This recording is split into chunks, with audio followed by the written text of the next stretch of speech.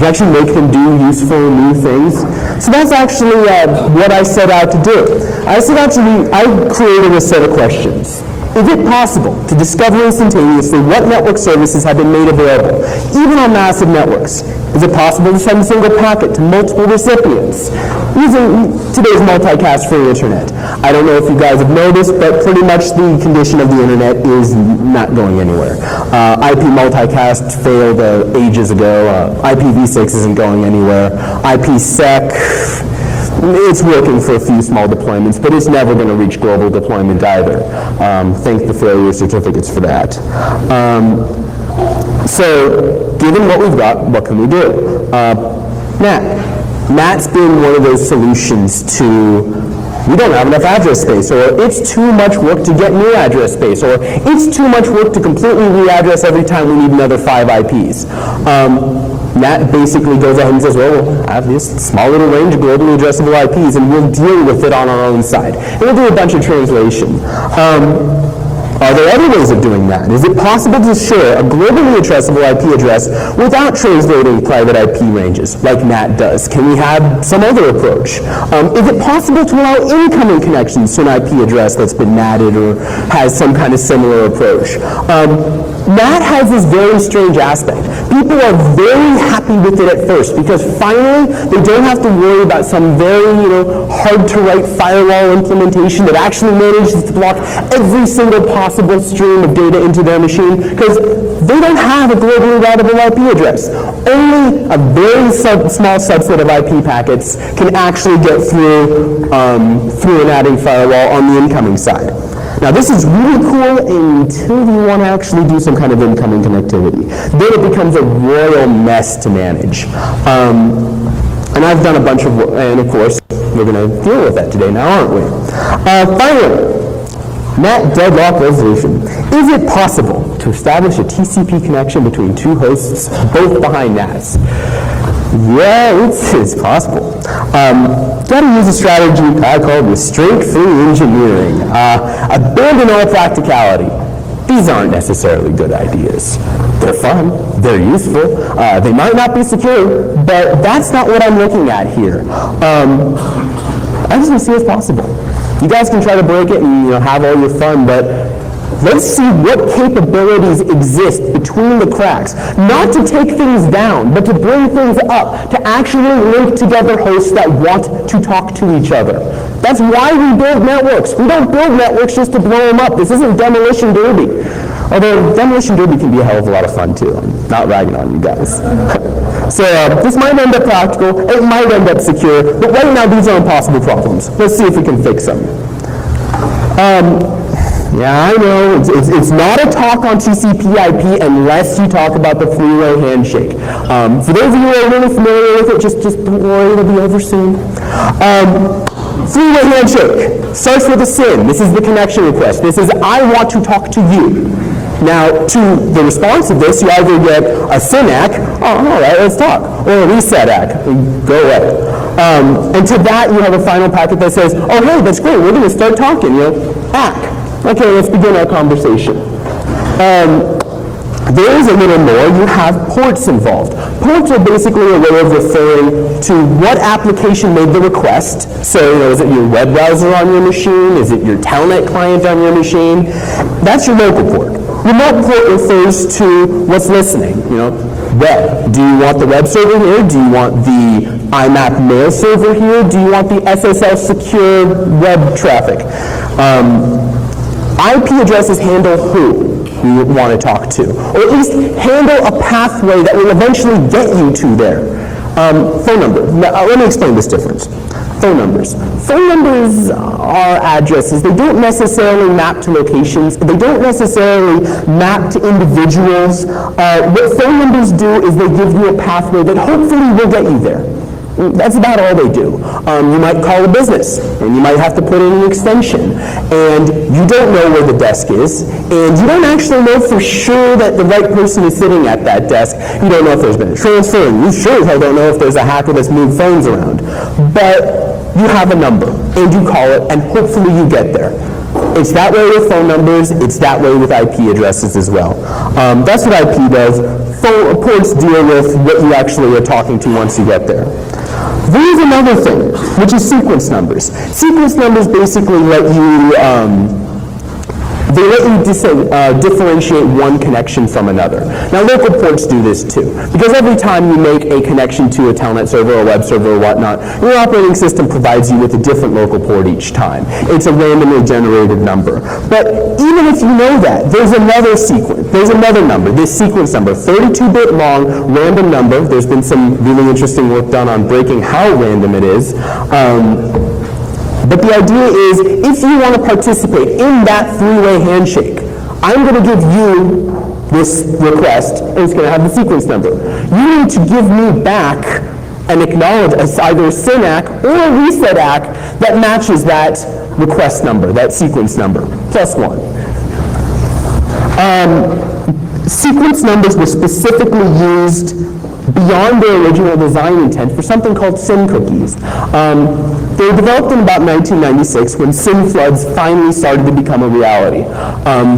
People realized there's this theoretical risk. Someone could just flood us with a bunch of requests, and I'm a kernel, I have some web server, I'm keeping track of everybody I've sent these, okay, let's talk.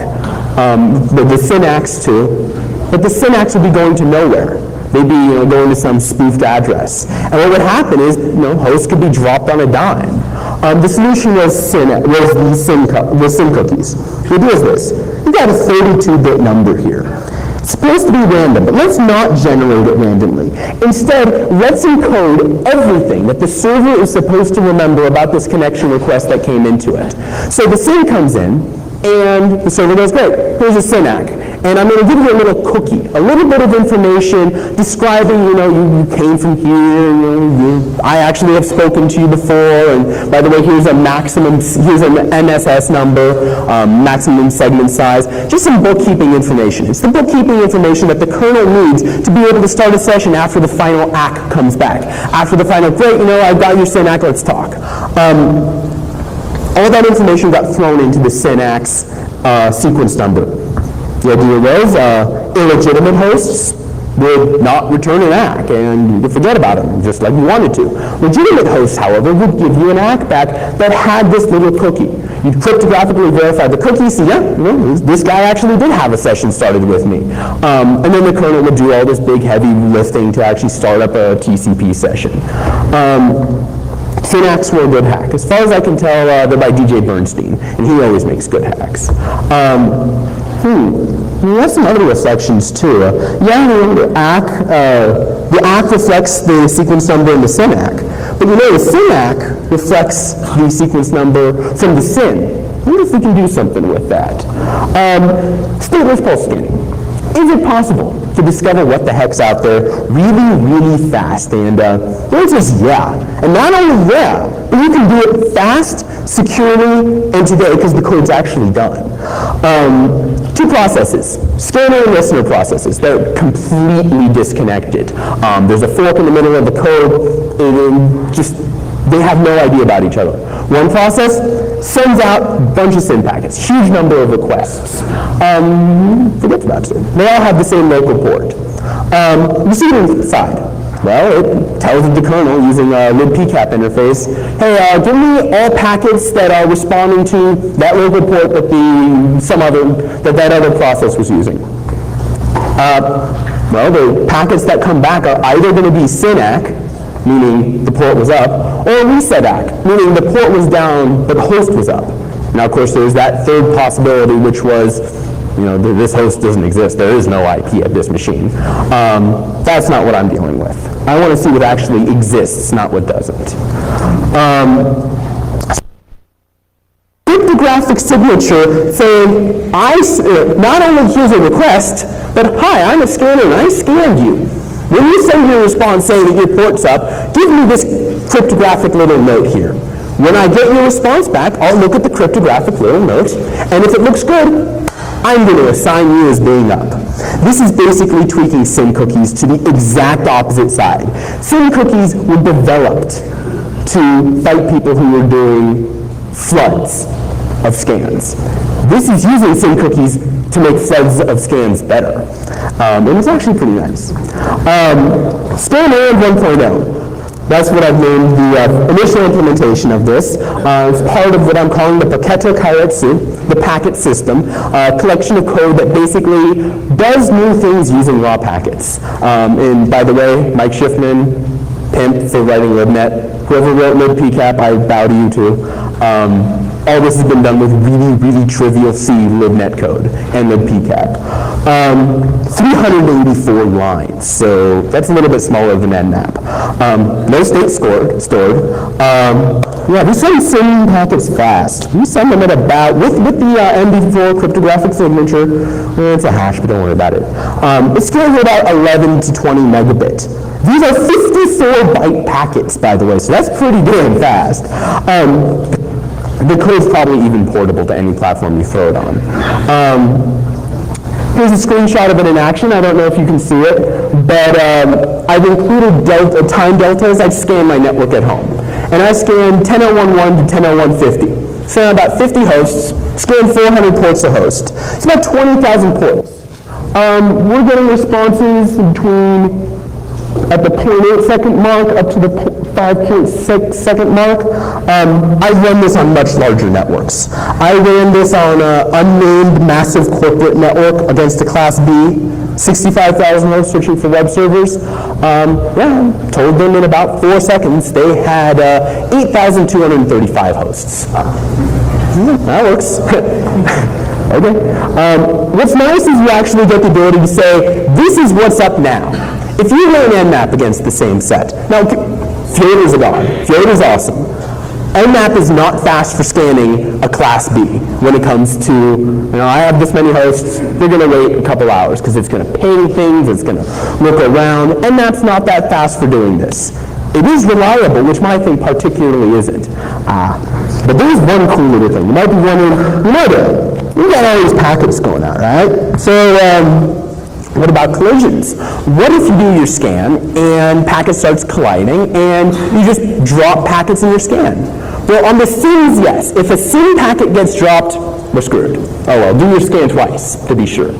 But if the SYN-ACK is dropped, you see a SYN-ACK to a host deserves either an ACK or a reset ACK. Reset ACK says, reset. Reset say, I don't know what you're talking about. I don't know why you sent me this packet, but whatever connection you've got, get rid of it because I'm not dealing with it. If a host responds with a SYN-ACK and that SYN-ACK is not responded to because it was a collision, that host is going to send another one in a little while, and another, and eventually it'll give up. So you actually have a little bit of resilience in a stateless scan because the other guys keep in state saying, I'm supposed to keep SYN-ACKing this guy. Something must have gone wrong.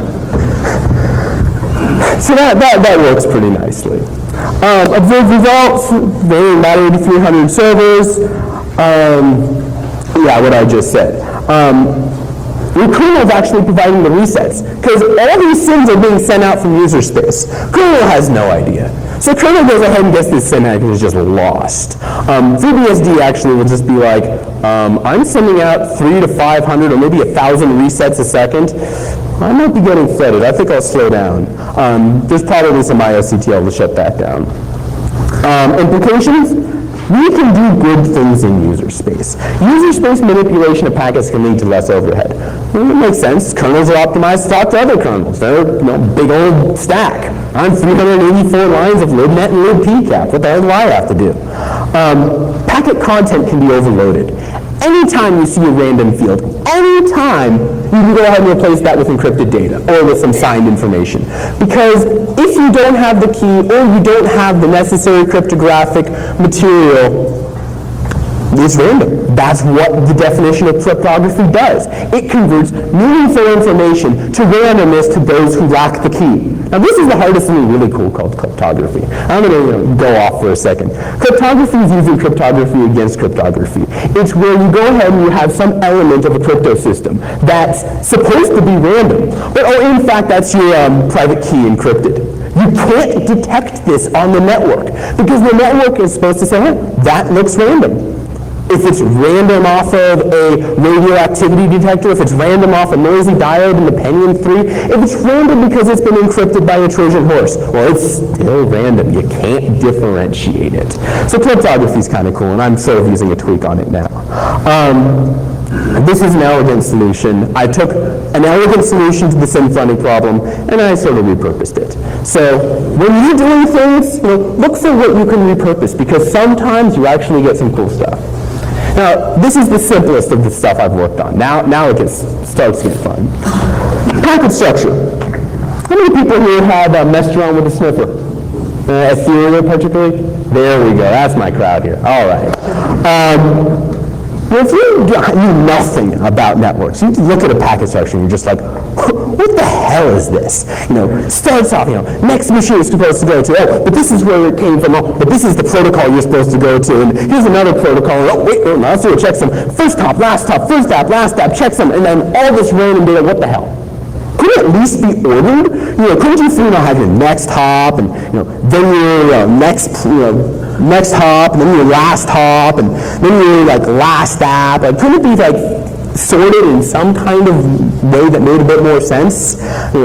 First reaction should probably have to this: who cares? Seriously, who gives a damn? And that's the point. Layers are not about what they say. Layers are about who cares what's being said. It's one medium. You have this one package of data that has many messages to many different participants.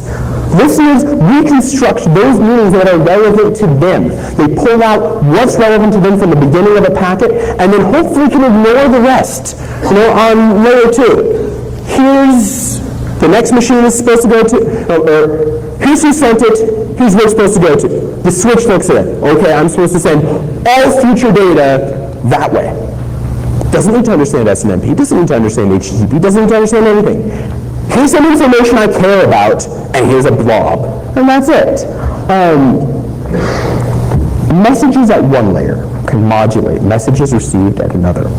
I like to bring up the example of the Postal Service. Postal Service, by the way, doesn't care what you write in your letters. Ideally, they don't have to read them. Now, given certain political realities, this might shift. But ideally, the Postal Service looks at a little bit of address information on the outside of your letter, and that's where they send it. And they don't care. They just care about the weight, equivalent, total number of bytes. They just care about the weight of your letter and get it there. And this makes the Postal Service able to operate a lot more efficiently. Insufficient postage. Now you can do, everybody knows about the tricks with insufficient postage. You don't put enough postage on a letter. You set the return address on the letter to who you wanted to mail to, and hey, look, you get a free letter sent because they're going to send it back because that's a service that the Postal Service provides. They actually charge you for this by taking forever, and that's a really good idea. That's a very, very good idea. Can you imagine if you got junk mail sent like that? Business return mail, that guy's house. All right. Duties at each layer. Layer 1 is just the medium. Next atom I have to send this sequence to. We don't worry about that too much. Layer 2, the next hop. Physically, the guy at the other end of the wire that I'm physically connected to, or in the wireless region, physically the person who's hearing what I have to say. At layer 2, the state is destroyed with each frame. The layer 2 information is constantly being rewritten, constantly being destroyed. Nothing is kept the same. At layer 4, which is TCP, I'm skipping layer 3 intentionally, don't worry, I can count. At layer 4, TCP, the idea is your message isn't changed at all. I say ABC 123, whatever happens in the middle, at the end, ABC 123. Now, layer 3 is interesting. Layer 3 ends up being implemented by IP. Layer 3 is modulated. At minimum, the time to live is decremented, meaning for each hop that this thing travels, it's going to go down by 1. So your packet gets changed a little. But some things remain the same. For example, the destination ideally remains the same. The source often doesn't, and that's what happens in NAT.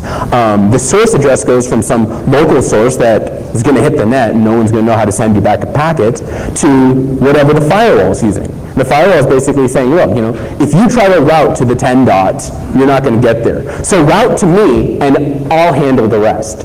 And that's what IP is all about. IP is all about get me closer. Not necessarily get me there. Remember, phone numbers aren't necessarily about get me there. It's get me closer. Every single router looks at the packet and says, this is supposed to go there.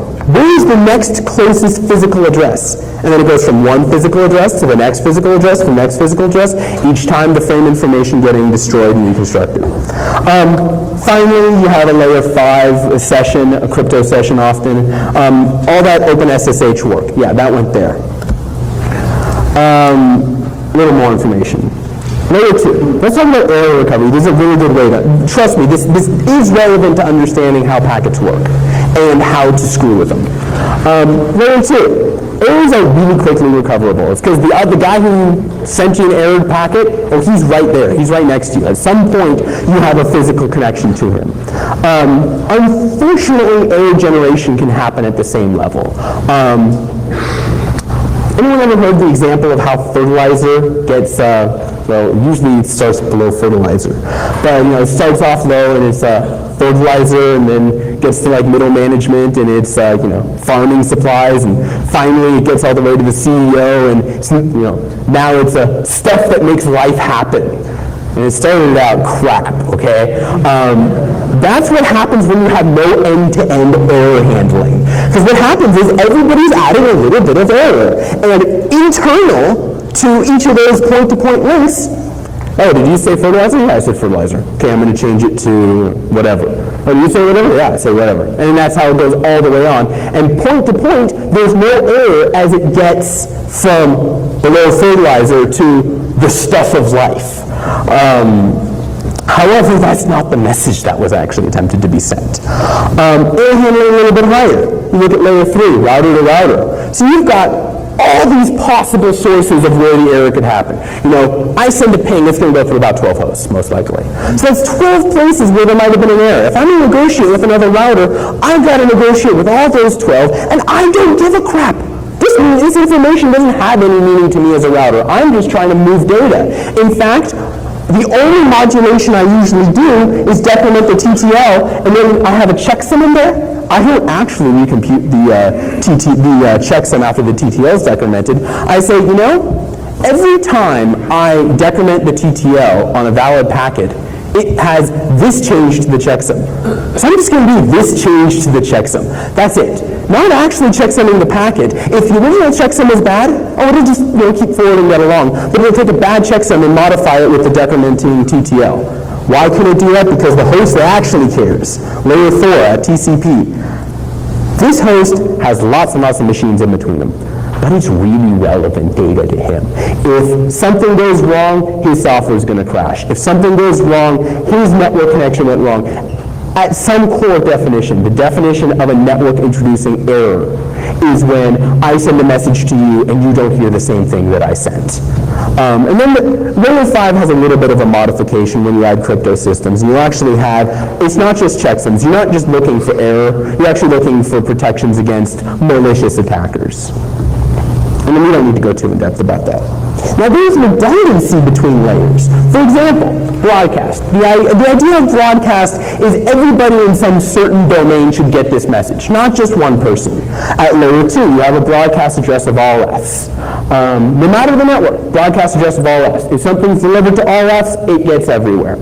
Turns out, if this thing called IGMP snooping is disabled, the same is for a multicast MAC address.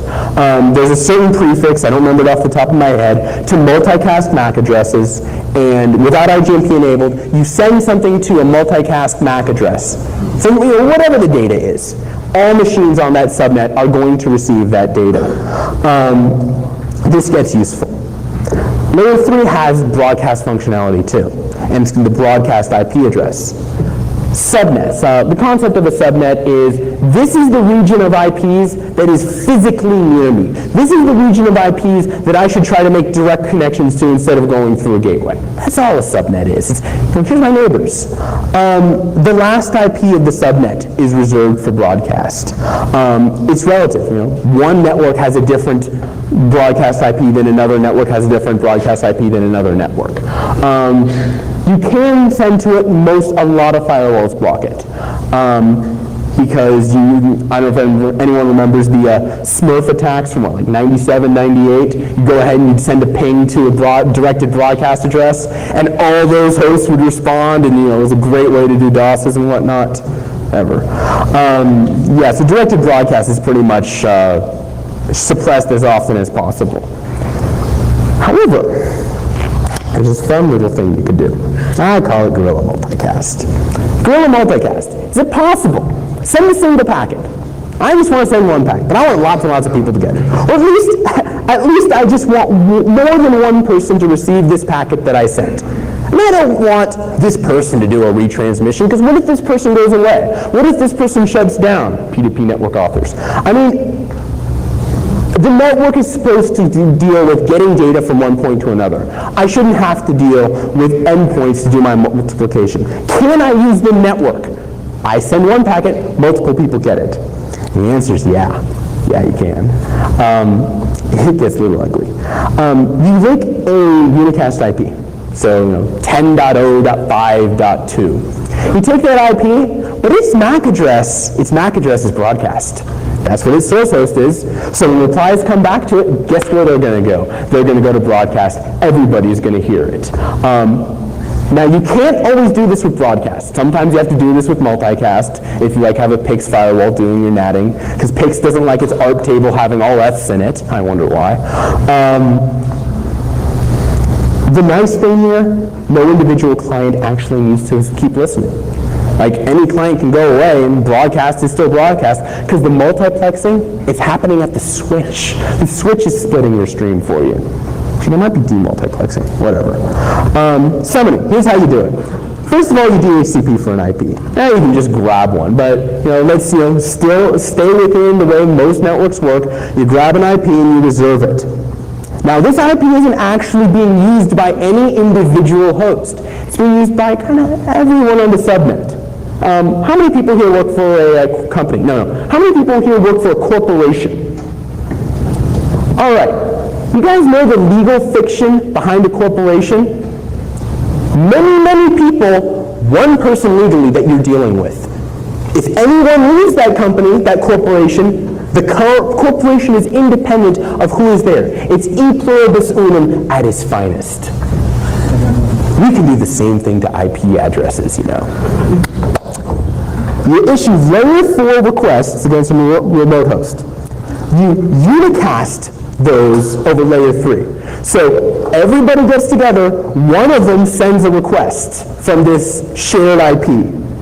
All the responses come back to everybody.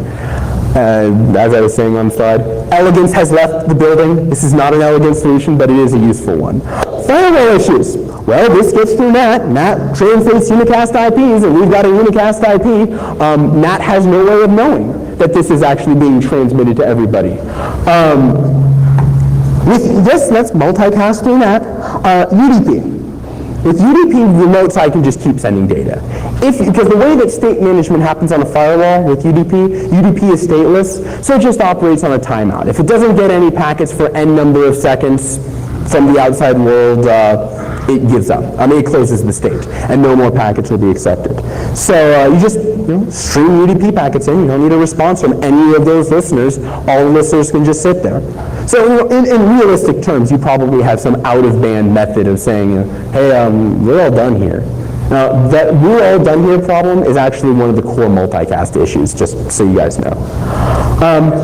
Yes? Go ahead. First of all, in order to do that, you need to already be inside the network. Yes, the idea is that it's not a generic multicast. You don't get to multicast everyone. He's observing that you have to be inside the network to do this. Absolutely true, 100% true. You can only request a multicast stream you can only guerrilla request a multicast stream, somehow that works, onto your own subnet. You can't just send one out and expect it to reach everywhere. But I still think that it's new and it's useful. The second question. Go ahead. First, I'm not sure if you're really saving packets here, because you also need to count out the separation for responses. And the other thing is, the packet will be breach the TCPIP stack of the machine, but the TCPIP stack of the machine will throw it away because it doesn't have its own IP address. Oh, well, that's why you use promiscuous sniffing. Okay, so he's observing a couple things. First of all, he's observing that your own TCP/IP stack inside your kernel isn't going to know what the hell to do with this.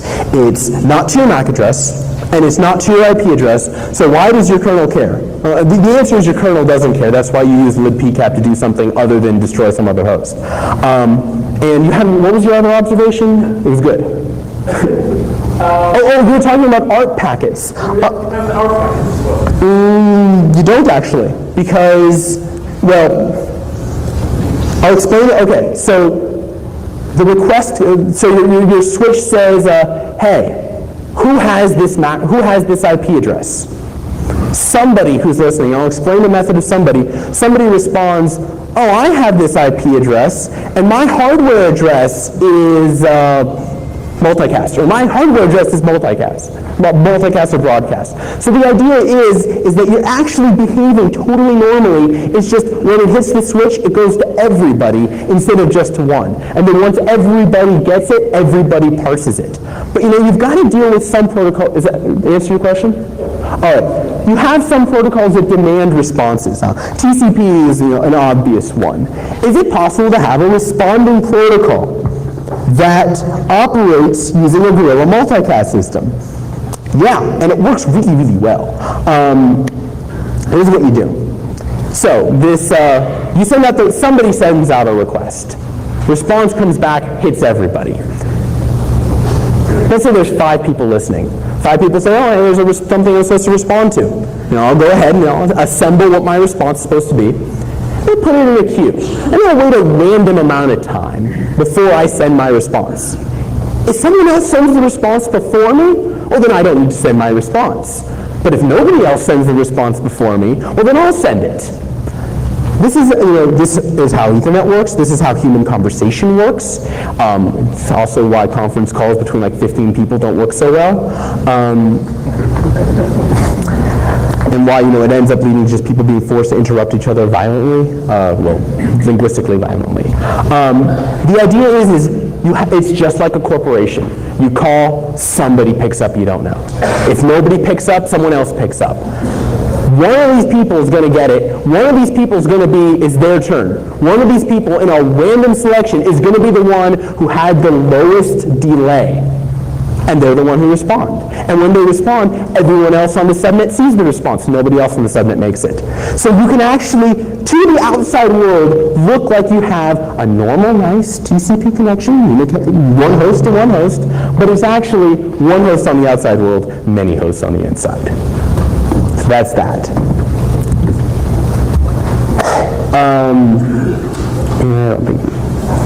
Do we have any other situations where one IP stands in for many hosts? Now we really start going after NAT.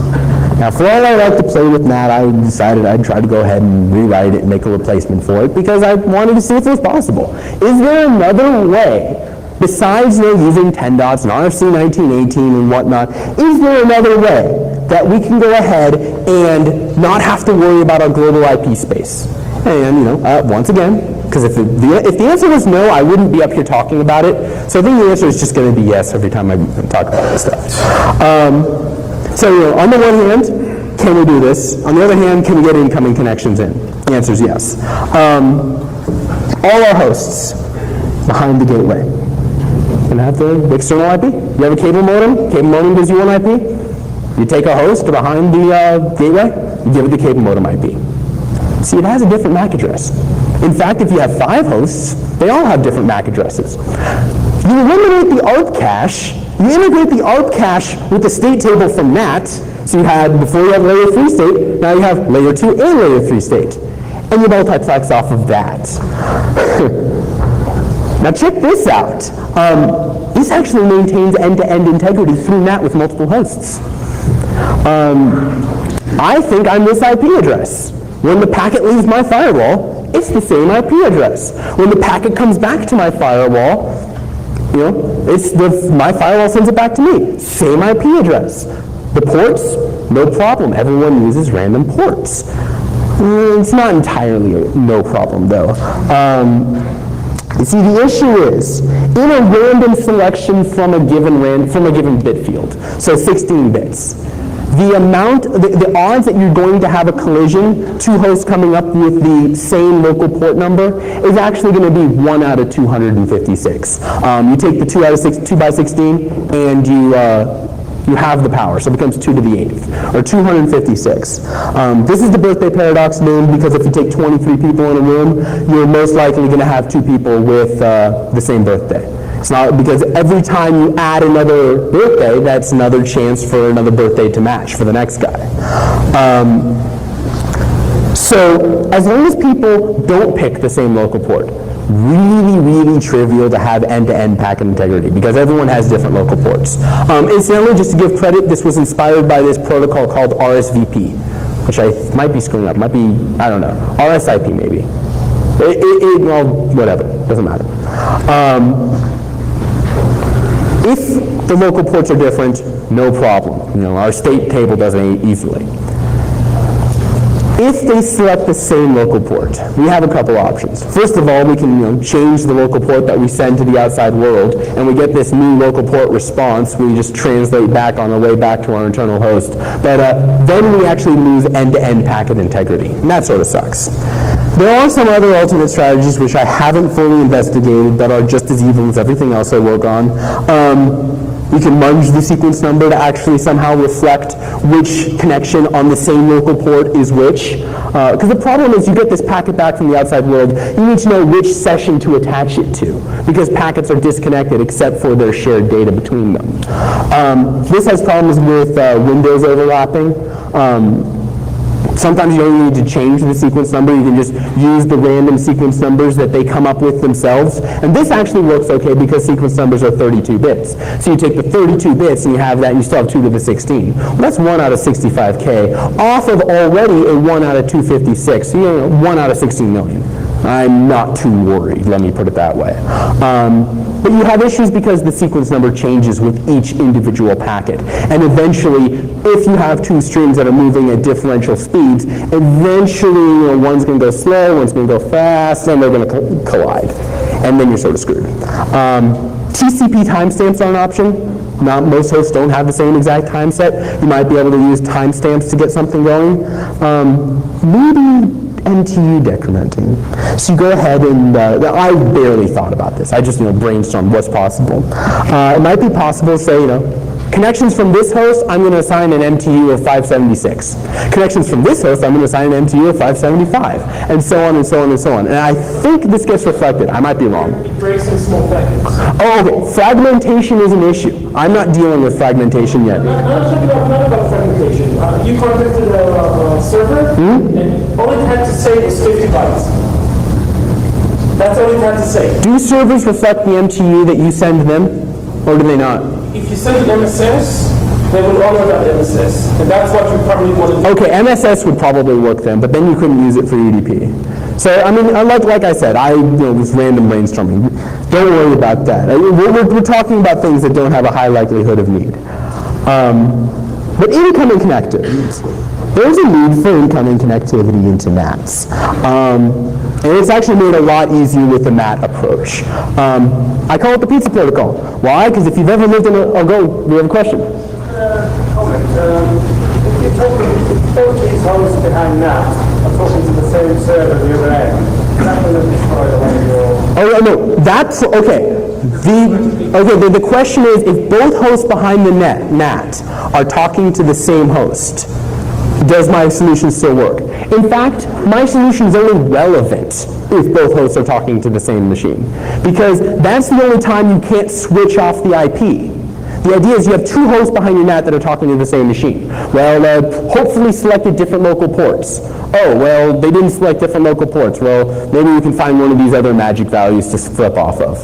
Or, maybe we can just send the packets to both and see who likes it. Not send the disconnect.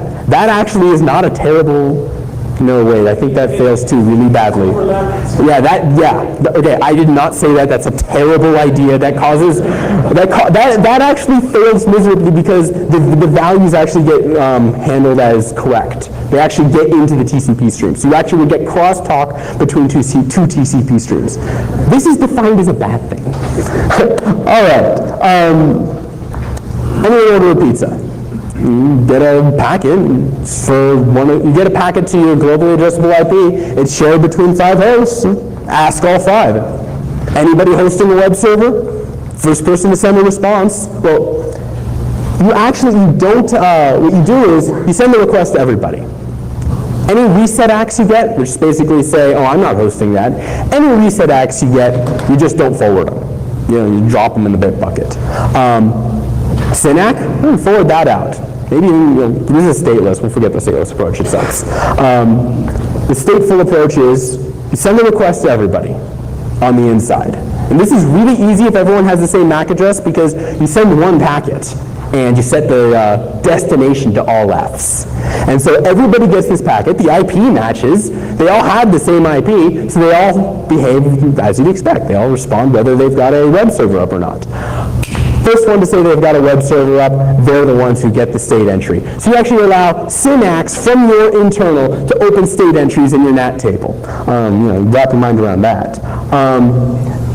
It's amazing what you can do when security is not an issue.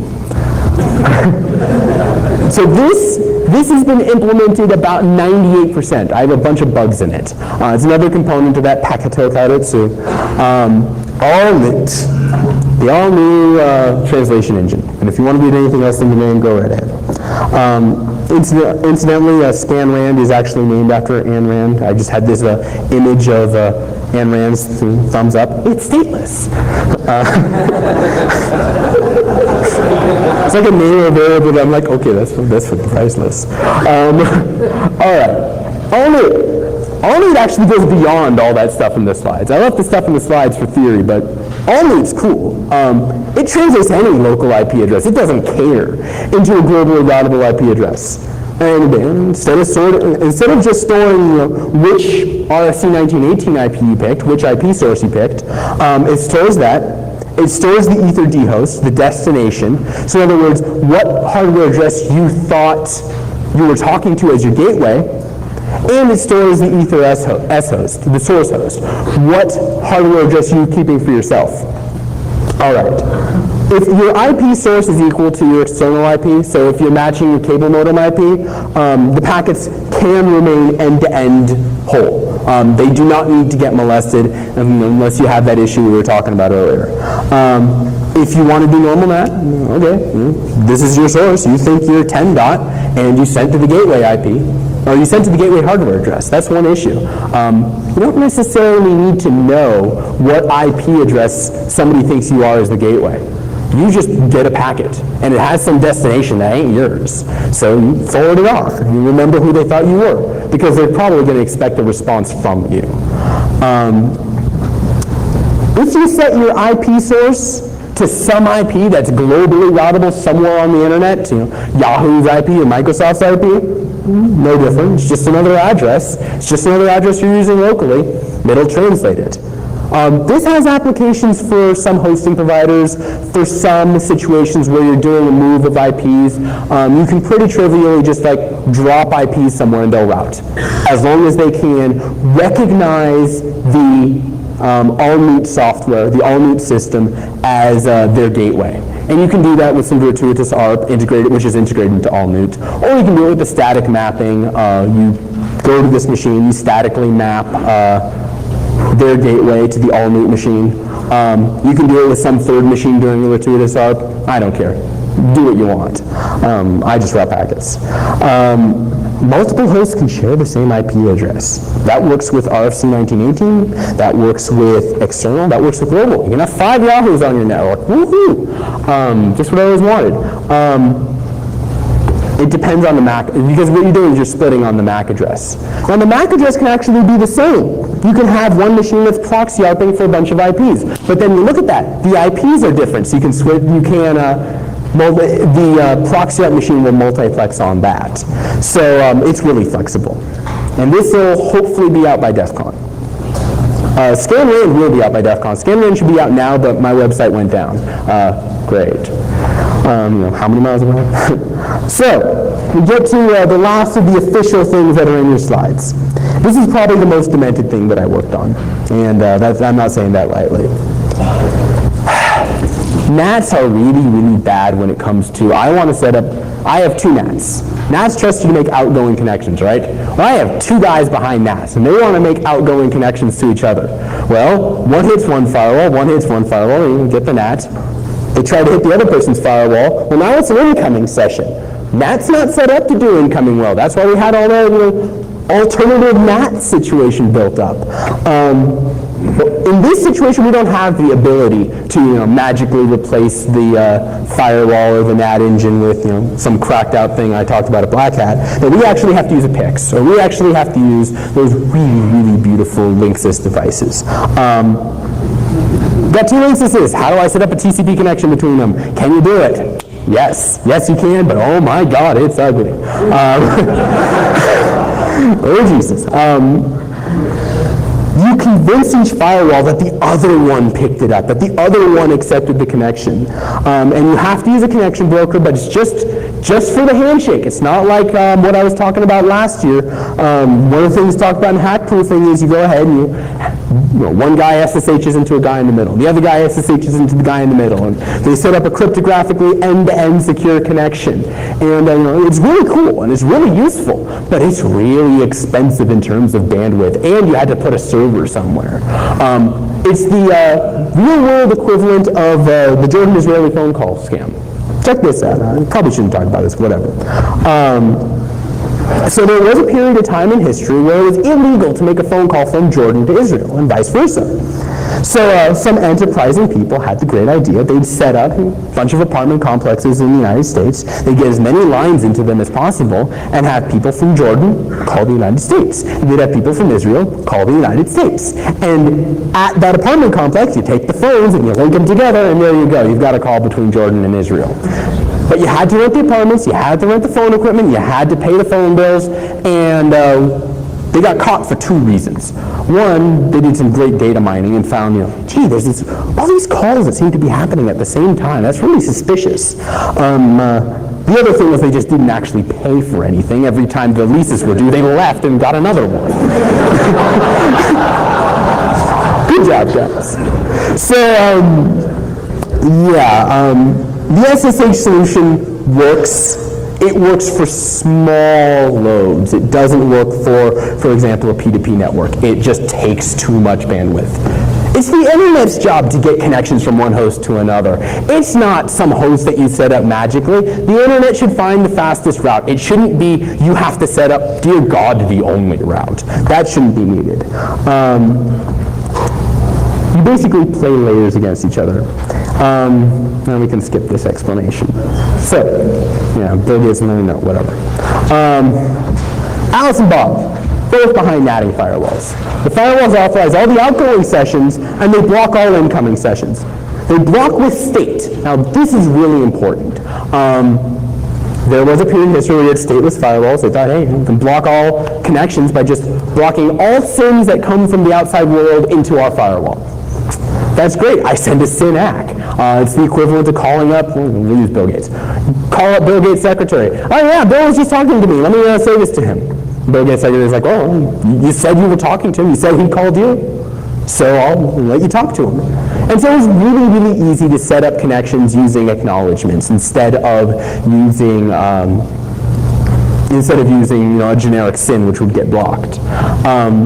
So firewalls will only accept fully validated responses to outgoing messages. Once you call someone on a telephone, even if it's a telephone that the outside world can't call, you don't just want to be able to speak. You could, it'd be really antisocial, but no, you call somebody, even from a restricted phone, you get to hear their responses. For that session only, they don't get the right to call you in the future. And that's managed in TCP by forcing all ports to match and forcing sequence numbers to match. That means you got total outgoing trust, zero incoming trust. Bill Gates can call whoever the hell he wants. I can't call him. God, life is unfair. So here's the attempt. Let's look at it really slowly. First of all, remember when we were talking about layers, about how you've got all these hosts, you've got all these differential requirements, and you've got even redundancies, but that's not so much here. When Alice wants to talk to Bob, it doesn't just magically happen. If you slow time down, and it goes pretty fast normally, first of all, Alice can't directly route to Bob because Bob's behind a natting firewall. The closest address that Alice has to Bob is, in fact, Bob's firewall. Look at the packet. Sent over layer 2 to next closest host, Alice's firewall. Alice's firewall gets this packet, says, oh, that's great. Here's a 10 dot. If I send it out, I'm not getting the response. No one is. Or, someone does some BGP games, and maybe someone does. But, so the packet goes out. The packet hits Alice's firewall, and it opens an entry in a state table, opens a really small hole in the rule set, effectively, for this firewall, that if any packet happens to come, specifically matching what this response is supposed to be, it says, aha, this is part of this session. This, one of my guys called out, and here's the person speaking back. So, SYN hits Alice's firewall. It's given a global IP and entry in a state table. The state table entry basically says, a connection has been attempted. SYN travels across the internet, bounce, about 10 or 15 hosts or whatever, hits Bob's firewall. Bob's firewall doesn't want anything to do with Alice. Bob's firewall says, screw off, sends a reset ACK, I'm not listening. The reset ACK hits Alice's firewall. Alice's firewall had this state entry, and the reset ACK matches it just fine. And the state entry gets torn down. No more opening, no more hole. And the screw off and die message gets forwarded off to Alice. And this happens to Bob if Bob tries to connect to Alice. Now what's good? Good is we had an entry in the firewall state table. It is waiting for a reply. What's bad is the reply was die. I hate you, I don't want to talk to you. Can we get the good, let's talk, without the bad, go away? The answer is yes. Yes, we can. You see, Alice's firewall is a hell of a lot closer on the network than Bob's firewall.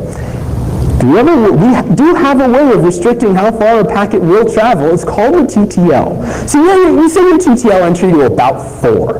What this does is, the packet gets to Alice's firewall, opens state entry, hits the net, hops about 2 or 3 times and dies. No reset ACK. There's an ICMP error, but that's not a reset ACK. Alice's firewall sitting here has an opening. Bob does the same thing. Bob's firewall sitting there. Bob has an opening. They both have holes in their firewall open for each other. Now granted, they're really specific holes. They have all these requirements for sequence numbers and local ports and whatnot, but they both have holes for each other. And now,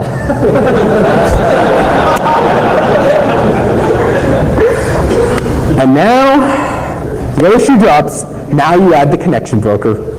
Handshake only. Its job is to send that SYN ACK that neither of them can send to each other.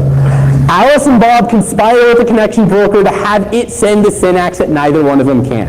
Alice and Bob can figure out through a really, really ugly process exactly what port number and exactly what sequence number the firewall wants. And this does actually involve setting up multiple connections and spraying packets and throwing shit into the IP ID and whatnot. It's messy. It's a horrific mess.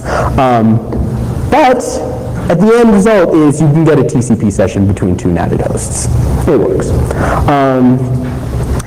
3-way handshake. Yeah, you need to discover a whole bunch of stuff. It's a pain. Local ports. The local ports issue is hard.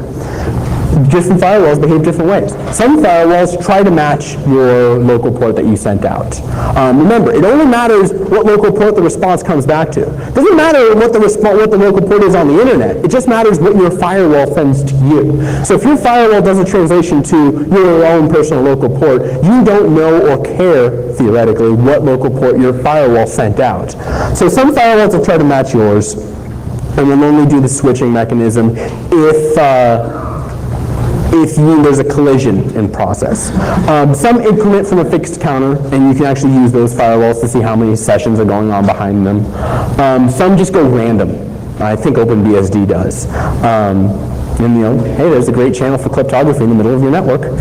Your firewall can be emitting as much data as you want because there's no need to worry. You need to discover what strategy is being used. So you have this big old sequence, Alice and Bob send a couple SYNs to this connection broker. They actually try to talk to them. And And they say, no, I sent this information. It's messy. I'm not going to go into it now because it would take like 15 minutes and I'd probably screw something up.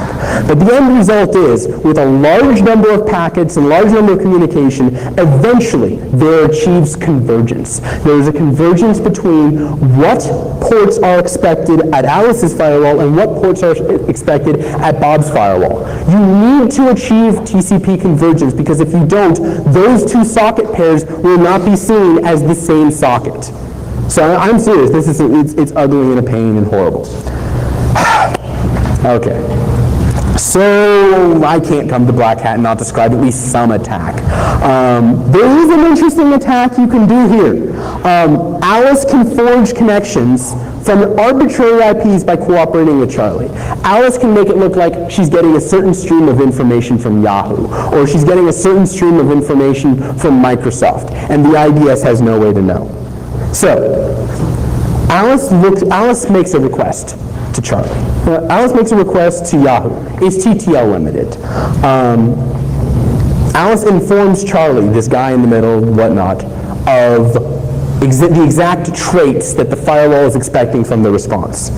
Charlie replies as if he was Yahoo. Begins a TCP stream of whatever data he wants to send to Alice.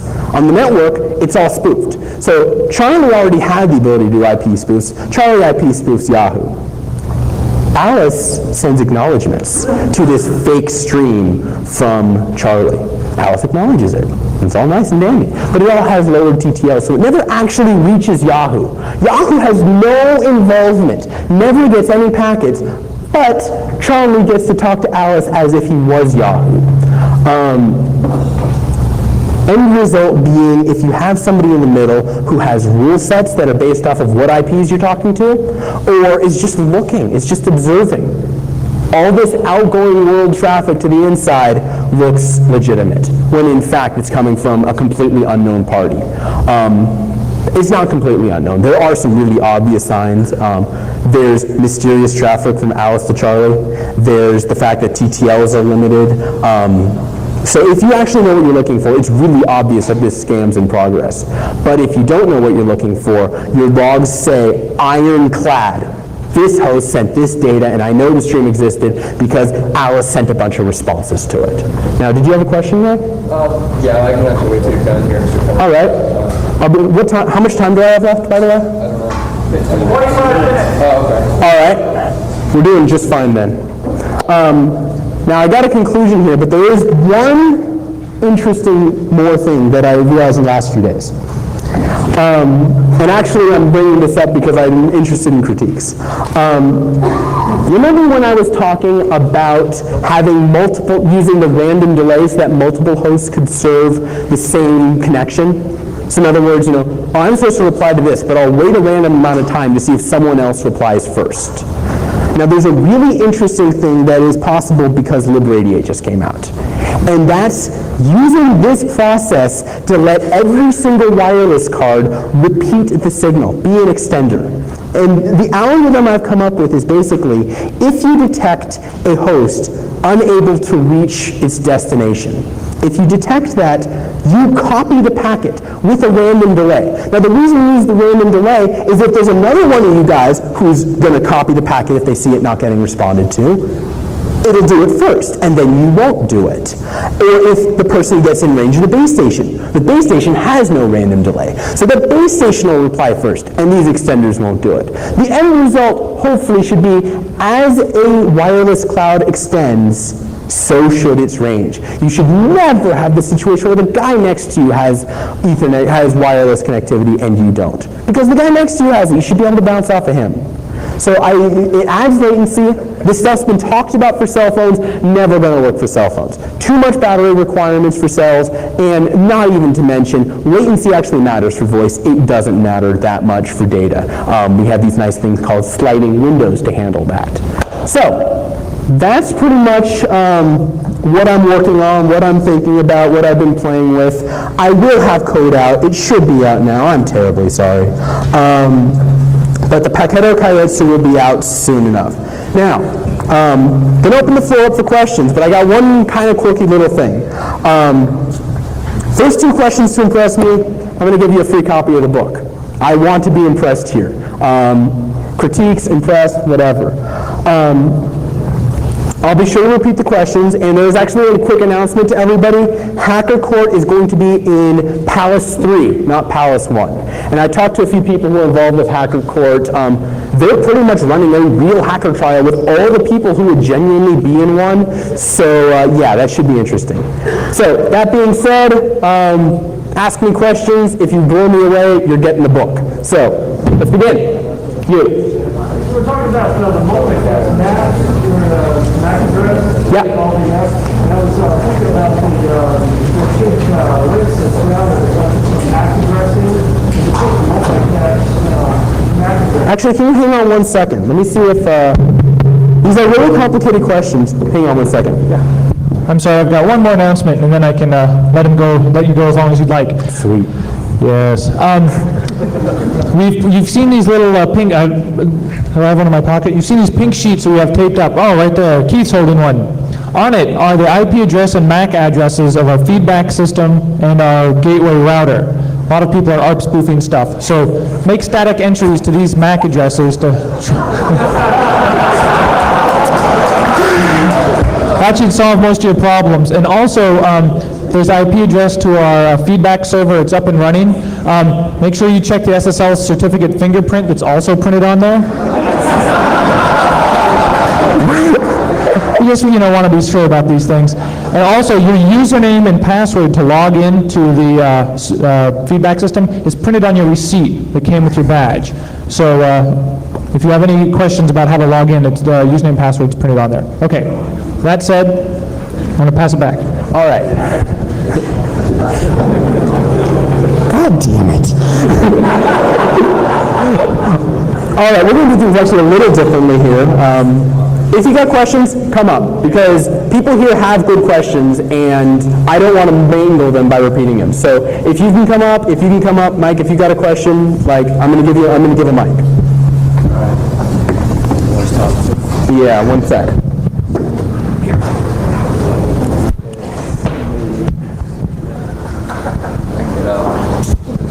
Yes, I know, I'm asking you to move. I'm very sorry. Go ahead. Hit me. Okay, what I was wondering is if you put a multicast MAC address into one of these crappy Linksys routers, and somebody tries to reply to what you've told it is a multicast mask, is that going to piss off the internet in general? The internet doesn't know. When they try to reply back to the internet is replying to, in fact, the same globally addressable IP that it'd be doing for unicast stuff.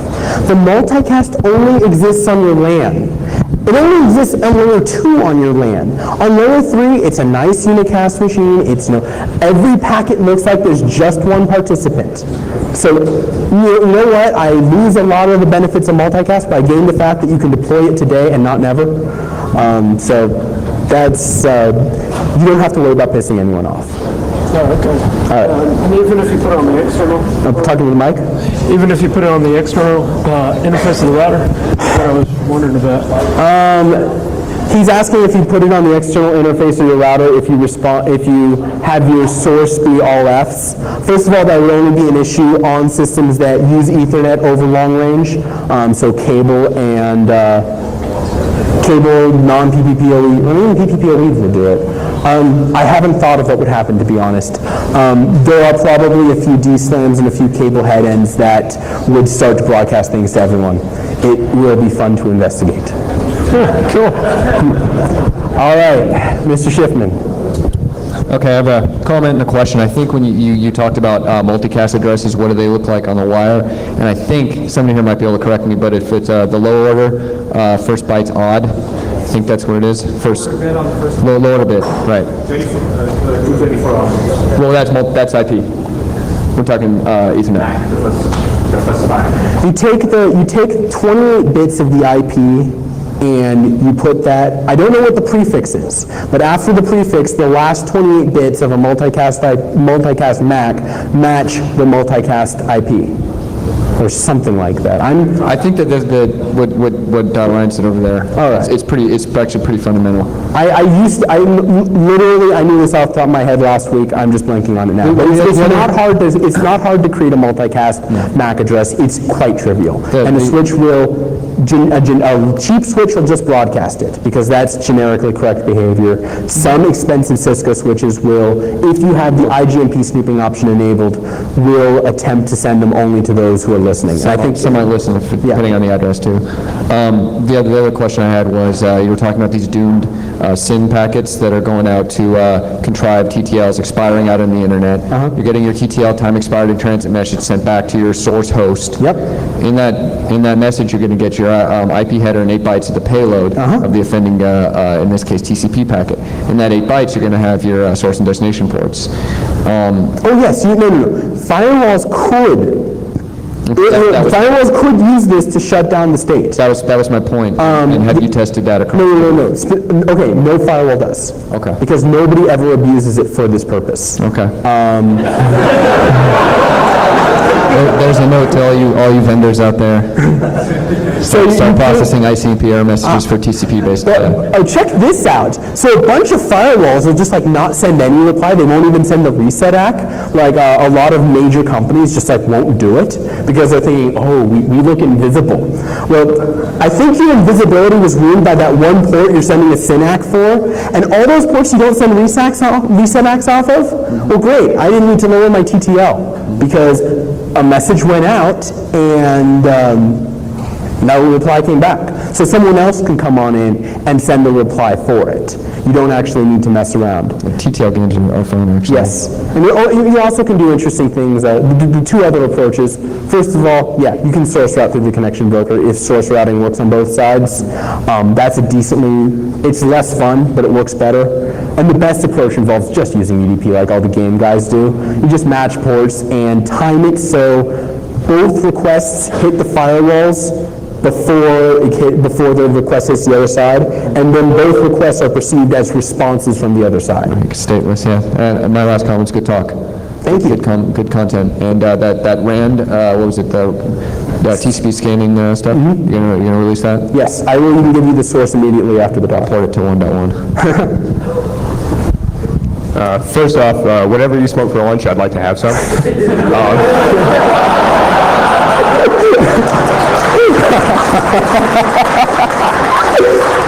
The real question here is regarding your guerrilla multicasting. You indicated that there's this arbitrary holdback where people are waiting to see if somebody else responds. It's destined for a unicast MAC address, but it's sourced from a multicast or broadcast, whatever MAC address. How are other people on a switch network going to know that someone's already responded? Shoot, how does this work?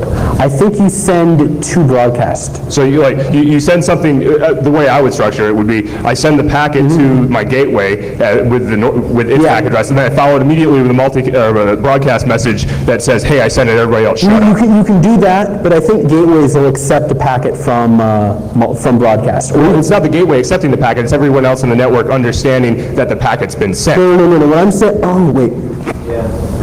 You know, you might be right.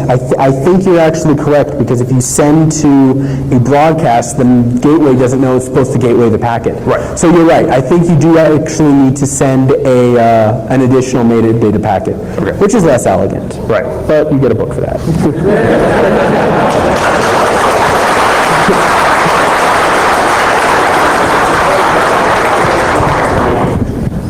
Two questions, actually. The first, all your tricks to find out the ports are correct, the sequence numbers are correct.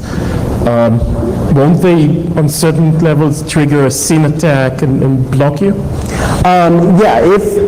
Seriously, if you've got countermeasures in place that deal with anything weird happening, this is about as weird as it gets, and that's quite intentional.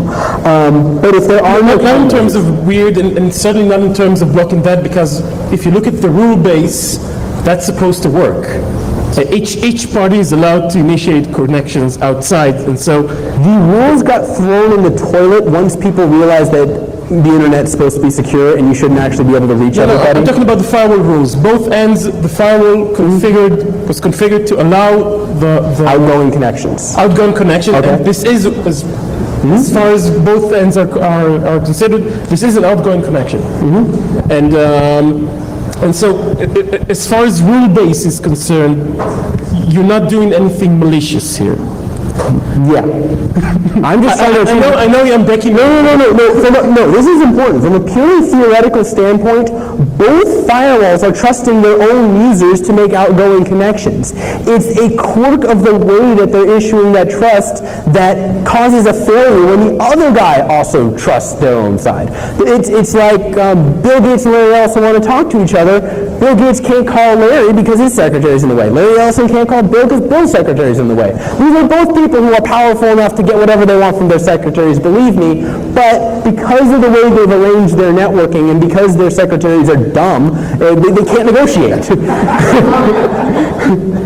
Firewalls are also set up so that people on the inside can only talk to specific individuals on the outside. Oh, now that's true. One big problem is what if you can't route to the connection broker? In that case, you might be quite screwed. But if you can just if you have instant messaging, if you have like email will work because email has turned into a low latency system. Like literally, there's this quote in the intelligence world. It's you can always send a bit. We only need to send about 32 to 64 per packet, or per exchange. So I don't think that's too much of a problem.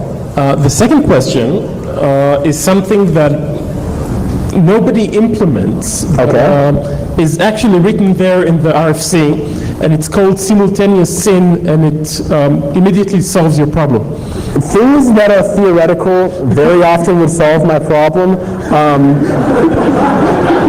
Like I said, I don't think the structure of the internet is not going to change. It's quite fixed. There's too many machines to upgrade to IPv6. There's too many machines to upgrade all over the place. The only hope, in my mind, is to find ways of at certain endpoints doing upgrades, or at least upgrading capabilities or using what's already there. No, but theoretically, if SimulSyn was deployed, yeah, this wouldn't be a problem. Your problem is the firewalls, not the TCPIP stack, who actually support that. But I think the firewalls are never going to support SimulSyn. I know they're never going to support anything new. Their job is to decrease functionality, not increase. No, it. Actually, that's fine. I'll deal. Seriously, their job is to support what is being used and nothing more than that. Yeah, use a little more. All right. Next question.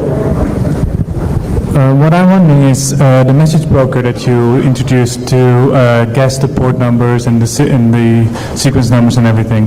How is that different from anyone trying to spoof my connection today? A big important thing is that I'm conspiring with a connection broker, and so is the other guy. So we have a channel between each other. But you have two different... I'm opening a hole for a very specific specific host. I mean, at the end of the day, that's the big deal. The hole that I'm opening is temporary. It's open for what's the timeout on the state table? 2 minutes. So the hole's open for 2 minutes. It requires both of us to come to this connection broker at the exact same time. It requires a decent amount of work. Basically, both endpoints insisting, using all their influence and all their ability to insist that this connection open up. This is really different from a random schmuck coming in at a random time saying, hey, can I talk to this guy who, by the way, has a private IP and I can't even specify who he is. I would say it's more difficult because you have two connections to try to spoof instead of one. I think that's also true. So you're not adding anything with your scheme. It's just more difficult. You have two connections to spoof. One at the first firewall, one at the second firewall. If I'm trying to spoof a normal connection, I only have to spoof one. How do you get the context? It's an issue of context. It's like you have the sequence number to match and the local port to match. Right. That's 2 to the 32 plus 2, times 2 to the 16. You got 2 to 48 to guess. Yeah. Now that's impossible. But in two ways, Alice and Bob's firewall. If I'm trying to spoof you in today's world without your new scheme, I only have to spoof one firewall. In your scheme, you have to spoof two. I don't care that you have a connection to your broker, because these things are random. The port number is random. But by using by using the broker lets both sides figure out what they're supposed to spoof and can do it in 9 packets. Now, if you've got a unidirectional spoof that's got 9 packets, like, you don't just deserve the book, you deserve like Singer's Prize. Because 9-packet accurate spoofing out of a 2 to the 48 range, okay, without knowing how broken the operating system is. Yeah, it's, uses Operating system one way or the other. Your first thing has to not reach the destination, and you can't use the operating system TCPIP step. You have to assume that you control both. yes, in fact you do. In fact you do. The idea is you are sending specially constructed. Okay, so you send a specially constructed SYN to the connection broker. That's supposed to have fixed values. Connection broker compares what it actually got, you know, what the firewall sent to the broker, to what Alice sent to Alice's firewall.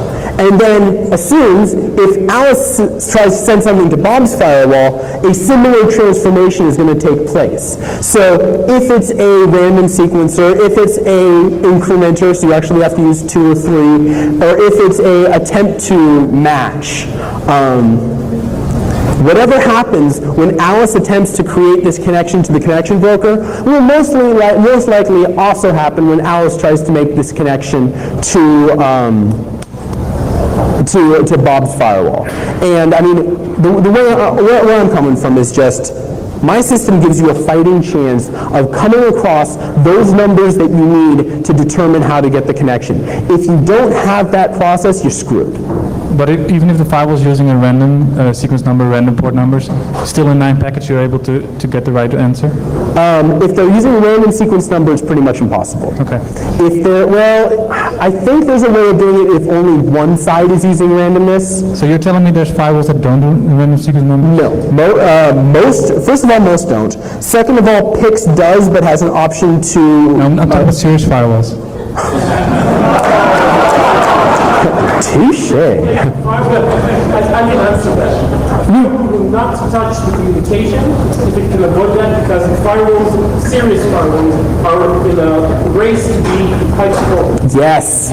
And coming up with random data well, you use a pseudo-random. But no, I mean, he's right. Most firewalls don't change it. And you know, this is all really theoretical. If you really want to do this, you do it over UDP, because UDP has no sequence numbers and the port range is small. And in fact, the port range is really never changed because a lot of applications care about what the local port was. So at the end of the day, TCP splicing is really fun and really cool to laugh at, but use UDP. Match your UDP ports. Like, match your local port, match your destination port, send both packets at the same time, use like some SNTP library to sync your 2 machines, send both requests out at the same time, both responses will be perceived as responses to the other. Or both requests will be received as responses. I mean, if you just look at it on the timeline, they are both responses because they happen to have the same information, just flipped. That's the way to do it. The reason why this doesn't always work, first of all, a lot of firewalls only allow DNS outgoing. You can figure out my next sentence. You can do that over DNS if you have that kind of firewall. But then your IDS is going to say, those don't look like DNS packets. So yeah, I mean, it's an interesting hack. At the end of the day, you're not going to do TCP over the wire. Now, you might, however, take your TCP stack on your machine, listen to it, and encapsulate its packets inside a UDP. Or you can just like flip the bits and move stuff around so that you reconstruct and redeliver to your TCP stack. All of this is like libpcap, libnet stuff where you're doing as much as possible to avoid the participation of your kernel, because your kernel is not built to do this, nor should it be. Do you have any other questions? Anyone at all? All right then, I want to express my thanks to every single one of you. Seriously, thanks for coming.